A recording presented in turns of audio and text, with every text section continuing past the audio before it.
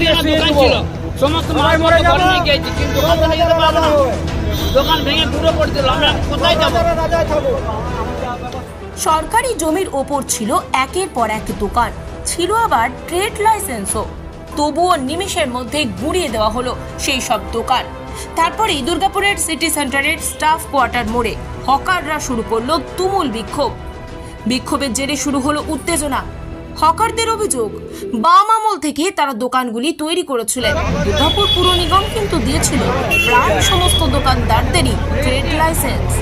রুটি রুজির একমাত্র ভরসা ছিল ছোট্ট দোকান। তবু কেন ভেঙে দেওয়া হলো বিকল্প ব্যবস্থা না করে তাদের সেই দোকান?